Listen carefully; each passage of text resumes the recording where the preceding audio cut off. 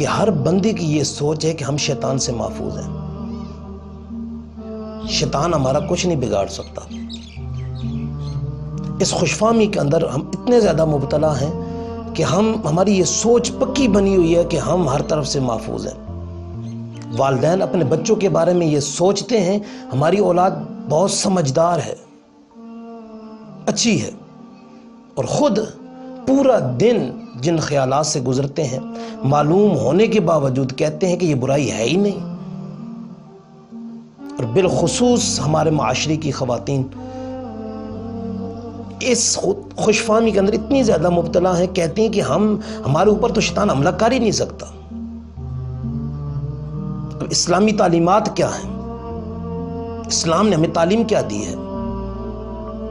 عورت کو پاک دامن رہنے کے لیے، اس کی پاک دامنی کے لیے اتنے سخت انتظام اسلام نے کیے ہیں۔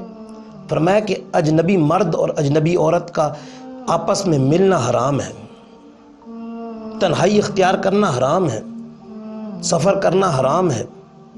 حضور علیہ الصلوۃ والسلام فرمایا کہ لا یخلون رجل بامرأۃ، کہ کبھی بھی مرد عورت کے ساتھ تنہائی نہ کرے۔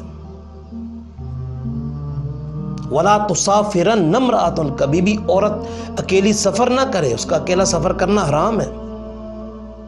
سفر کی ضرورت اگر پڑے، فرمایا الا ومعها محرم، محرم کے ساتھ وہ سفر کرے۔ پہلی بات ہے اس نے نکلنا ہی نہیں ہے۔ جس کے لیے حکم یہ ہے کہ گھر کی کوٹری کے اندر وہ نماز پڑھے، ساری نمازوں سے افضل اس کی نماز گھر کی کوٹری کی ہے۔ وہ باہر کیوں نکلتی ہے؟ اس نے باہر کیوں جانا ہے؟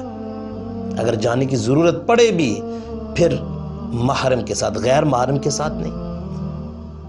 صحابی رسول کھڑے ہو گئے، عرض کرنے لگے یا رسول اللہ صلی اللہ تعالیٰ علیہ وسلم اقتتبت فی غزوۃ قضا و قضا، یا رسول اللہ صلی اللہ تعالیٰ علیہ وسلم میں نے تو فلاں غزوے کے لیے اپنا نام بھی لکھوا دیا ہے،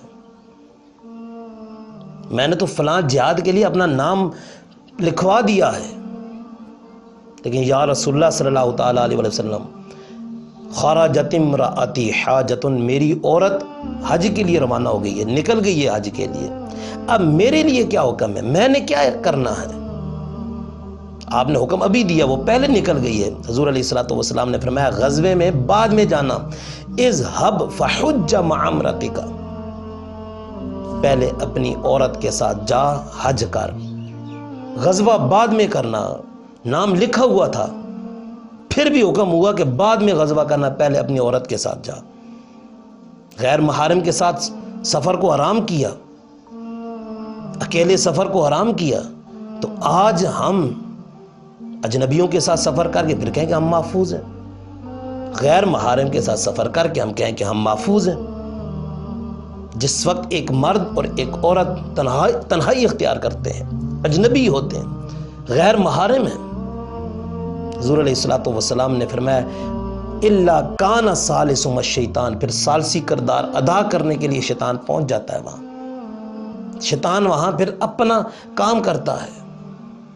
اس وجہ سے حضور علیہ الصلوۃ والسلام نے فرمایا کہ عورت تنہائی اختیار نہ کرے کسی اجنبی مرد کے ساتھ، تنہا سفر نہ کرے، گھر میں رہے۔ تو اگر ان اسلامی تعلیمات کے اوپر عمل کیا جائے تو پھر ہمارا معاشرہ بہت ہی سنور جائے گا، ہمارے معاشرے کی اصلاح ہو جائے گی۔ پھر ایسے روزمرہ کے جو مسائل ہم سنتے ہیں وہ ہمیں سننے کے لیے نہیں ملیں گے کہ آج فلاں جگہ یہ واقعہ ہو گیا، آج فلاں جگہ یہ واقعہ ہو گیا۔